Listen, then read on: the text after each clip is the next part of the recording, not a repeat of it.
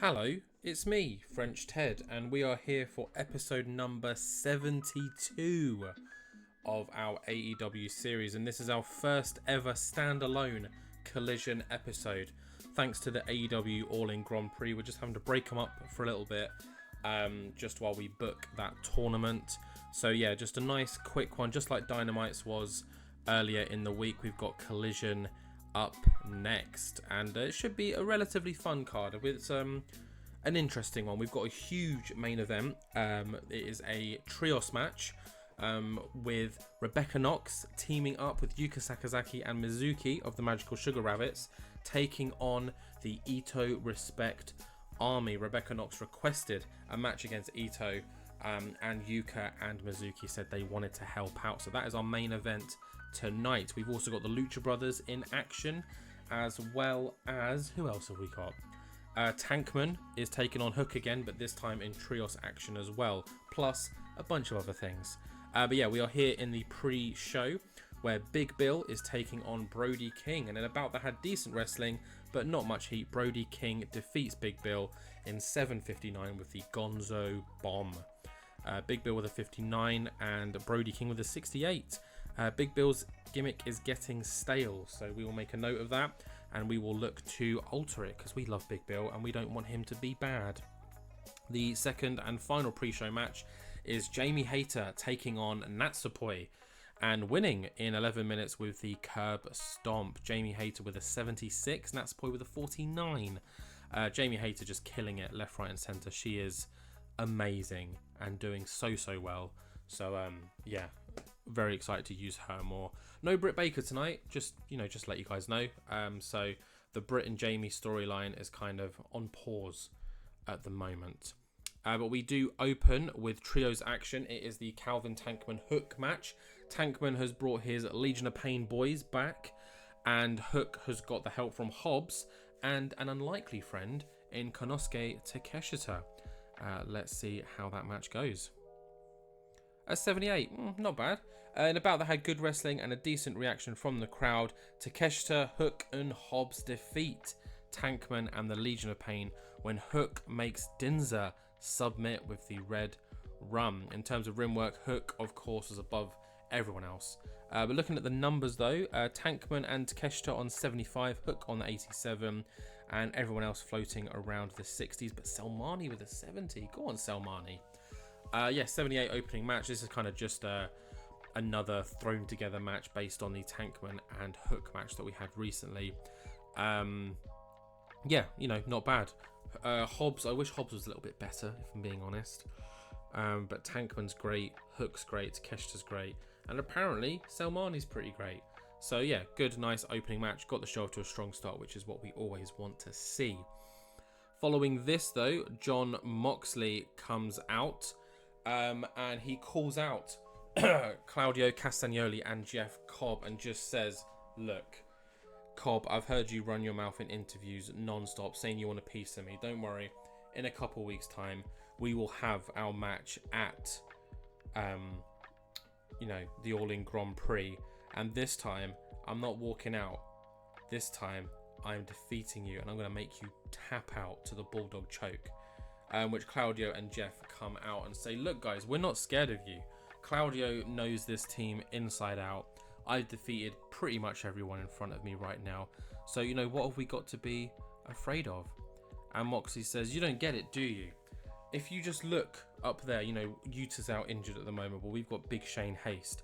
So there's 3 of us and there's only 2 of you.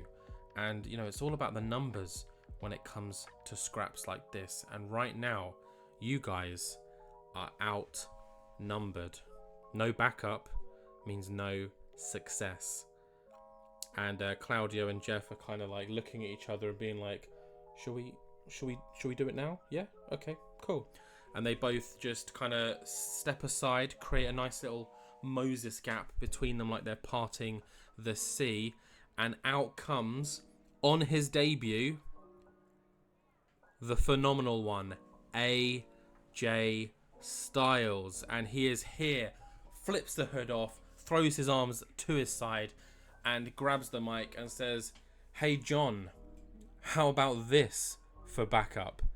AJ Styles is all elite, and it looks like he's found friends in Claudio Castagnoli and Jeff Cobb. But I would probably say, more importantly, it's to get a one-up on John Moxley, someone who he has had a rivalry with in the past in a previous promotion.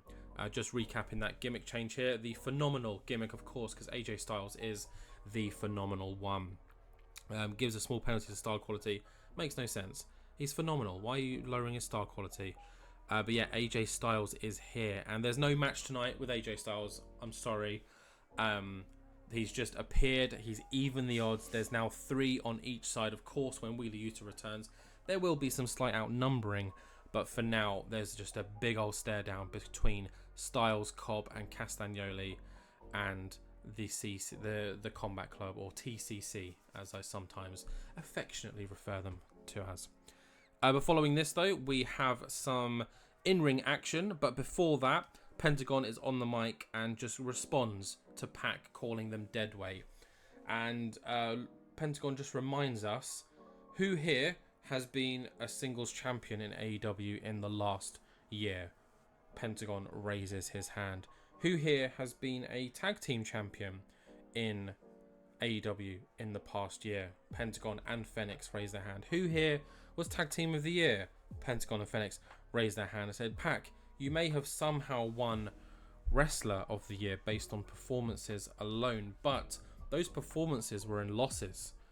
You haven't had a title over your shoulder since, what, 2019? So if anyone is the dead weight, look no further than a mirror, mi amigo. So yeah, Pentagon and Rey Fenix not happy with the way Pac spoke about them in recent weeks. And of course, Pac is semi-killing it at the moment in the Grand Prix. But yeah, we got tag team action now, and I'm sure the Lucha Brothers are going to prove why they are not deadweight in this upcoming match. And there we go, an 86, carrying it to an 86, because no offense to High Five, but they're not that good.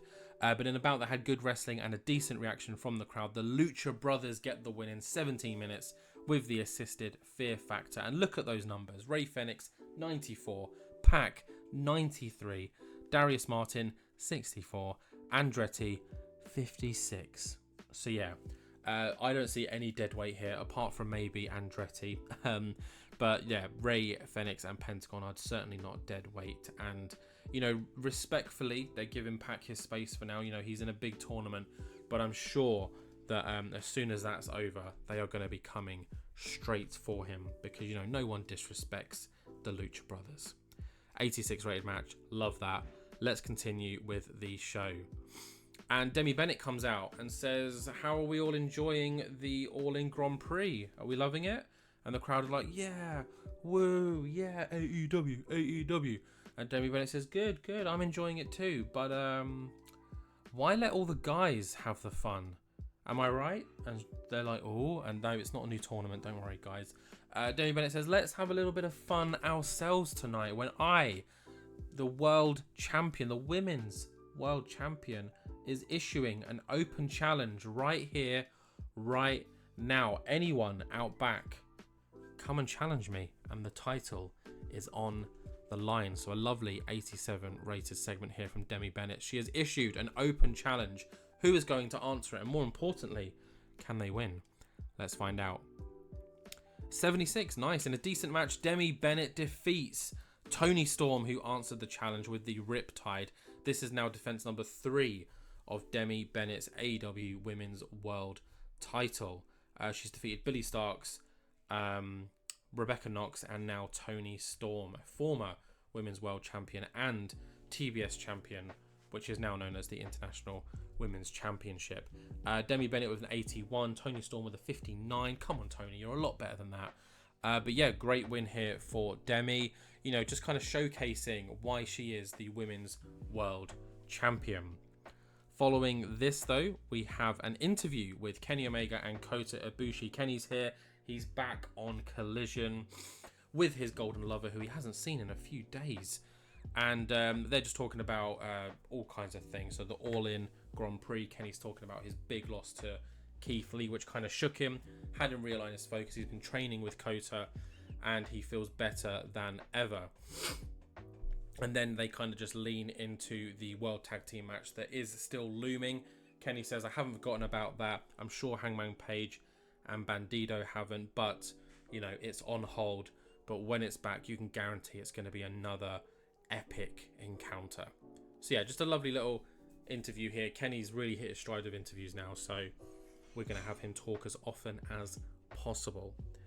I believe this now takes us to our main event, which is the women's trios match. Rebecca Knox teaming up with the Magical Sugar Rabbits, taking on the Itoh Respect Army. And you'd like to think that if Rebecca Knox can get the win today, maybe that means there is a women's international title match in her future. We'll have to wait and see. Let's take a look. 78, I will take that. In a bout that had decent wrestling but not much heat, Rebecca Knox and the Magical Sugar Rabbits get the win against the Itoh Respect Army, which in this case is Maki Itoh, Miyu Yamashita, and Riho, when Rebecca Knox pins Riho with the hard knocks. Looking at the numbers here, Rebecca Knox is the standout with a 79, Maki Itoh shortly behind with a 75, Miyu and Yuka with a 69, Riho with a 65, and Mizuki with a 62. Not bad at all. Rebecca Knox celebrates with Yuka and Mizuki when Maki Itoh demands that Miyu and Riho carry her out back after their loss. So hoisted upon the shoulders of poor little Riho and Miyu Yamashita as she is dragged to the back, leaving Rebecca and Yuka and Mizuki to celebrate together. That is how we end our show, but we do have a little post-match graphic confirming a match that we will be seeing on Collision next week, and that will be the in-ring debut of AJ Styles as he goes one-on-one with the Combat Club's Shane Haste. That should be a very, very good match, I hope. So yeah, you know, we said that last time with Shinsuke's debut. Do you remember that? And also Rami Sabai's debut. Do you remember that? But yeah, big match here. Shane Haste just seems to be fed to everyone, doesn't he? But yeah, 86, that doesn't count towards our score because it's a post-show segment. But let's see how we did. An 84. Perfect. I will take that. Definitely helped by the Lucha Brothers in this instance. But, you know, awesome. Really good show. Continued a few storylines here. Demi Bennett getting a great title win. Rebecca Knox, you know, maybe knocking on the door of Ito's international title. Moxley maybe foolishly calling out Claudio and Cobb because they definitely had a plan with AJ Styles. He is here. Oh, and I'm very excited to see what he can do. But yeah, that is the end of this one, guys. The next episode will be night 5 of the AEW All-In Grand Prix, and it's a big one. We've got the two leaders of Block A facing off against each other. Drew Galloway taking on Volta. Awesome. Can't wait. And I hope you guys can't wait as well. That's the end of this one, though. Please like, comment, subscribe, share, and I'll see you all in the next one. Bye. Yeah.